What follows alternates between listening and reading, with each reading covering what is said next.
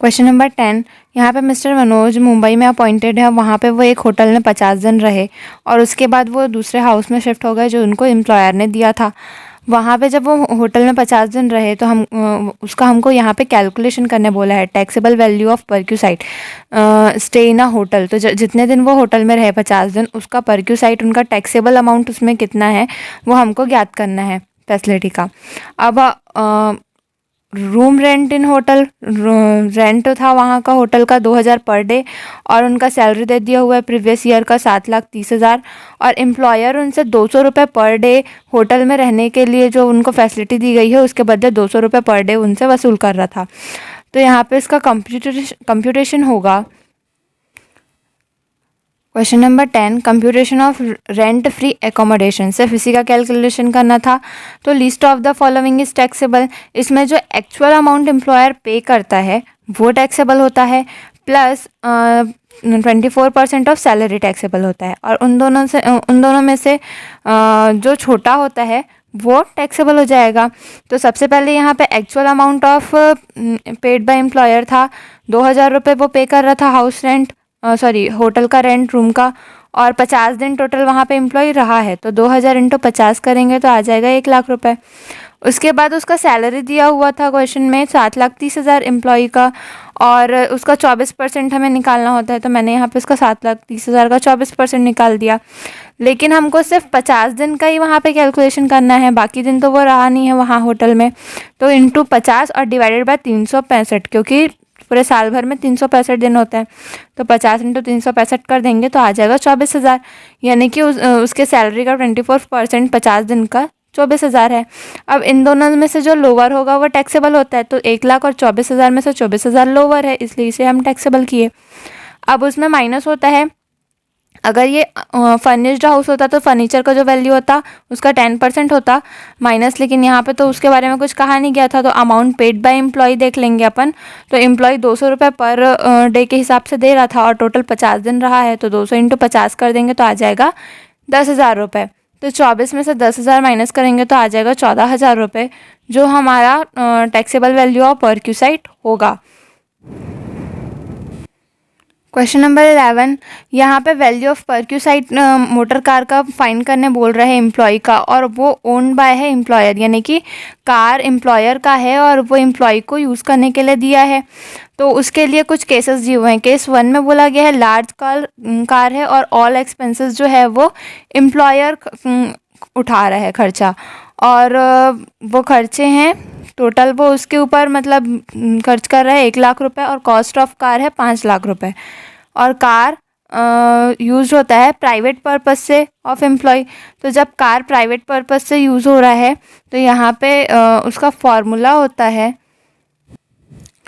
अगर personal use के लिए है तो फिर एक्चुअल अमाउंट जो एम्प्लॉयर खर्चा कर रहा है वो, और उसमें प्लस कर देते हैं 10% ऑफ कार की वैल्यू अगर वो एम्प्लॉयर का कार है तो, और वो दोनों जोड़ने के बाद अगर एम्प्लॉय उसके के लिए उस परक्यूसाइट के लिए कुछ खर्चा किया है एम्प्लॉय खुद, तो फिर वो माइनस हो जाता है। ठीक है, तो फिर टैक्सेबल वैल्यू ऑफ परक्यूसाइट आ जाता है। तो यहाँ पे actual amount paid by employer दिया हुआ था 1,00,000 रुपये और 10% ऑफ कार का वैल्यू दिया हुआ था 5,00,000 रुपये, और वो ओनर था उसका एम्प्लॉयर। तो 5,00,000 का 10% निकाल देंगे तो आ जाएगा 50,000। 1,00,000 और 50,000 को जोड़ने पे आ जाएगा 1,50,000, जो हमारा ऑप्शन ए का आंसर हो गया। अब कंडीशन बी में बोला है लार्ज कार है और वो प्राइवेट और ऑफिशियल दोनों यूज़ के लिए आ रहा है और उसके एक्सपेंसेस एम्प्लॉयर उठा रहा है। तो जब लार्ज कार होती है तो फिर 2,400 रुपये पर मंथ इसका कैलकुलेट होता है, और एम्प्लॉयर उठा रहा है तो अगर वो बोथ यूज़ के लिए है प्राइवेट और ऑफिशियल दोनों। तो यहाँ पे जो कंडीशन बी है उसमें लार्ज कार था, वो प्राइवेट और ऑफिशियल दोनों यूज़ के लिए यूज़ हो रहा था और एक्सपेंस उसका एम्प्लॉयर खर्चा कर रहा था। तो इसमें सिर्फ एक चीज़ होता है, कार की जो वैल्यू रहती है तो वो 24,000 इसमें रूल में दिया हुआ है कि अगर एम्प्लॉयर उसका खर्चा उठा रहा है और वो प्राइवेट और ऑफिशियल दोनों में आ रहा है तो कार के लिए 24,000 पर मंथ होता है, कैलकुलेट किया जाता है। तो यहाँ पे हमने लिख दिया actual amount paid by employer 24,000 और पर मंथ बोलता है, इसलिए हमने यहाँ पे 12 से इंटू कर दिया, तो ये आ जाएगा 28,800। कंडीशन सी में बोला है स्मॉल कार है, ये भी प्राइवेट और ऑफिशियल दोनों यूज़ के लिए है और इसका खर्चा भी एम्प्लॉयर उठाता है। प्लस शॉफर दिया हुआ है, शॉफर का मतलब ड्राइवर, तो ड्राइवर के लिए 900 रुपये कैलकुलेट होता है। तो फिर इसका कैलकुलेशन करना है, तो यहाँ पे भी वही 2400 रुपये इंटू 12 और 900 इंटू 12 करके अपन निकाल लेंगे।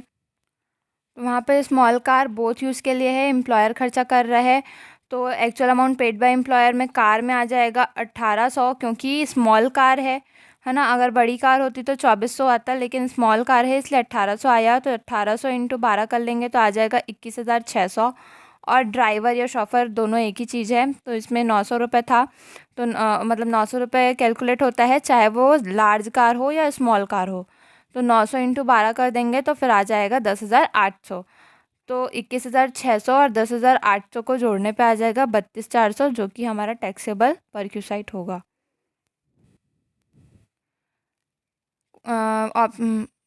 कंडीशन डी दिया हुआ है लार्ज कार है और ये प्राइवेट और ऑफिशियल दोनों पर्पस से है, लेकिन खर्चा कौन कर रहा है, एम्प्लॉय।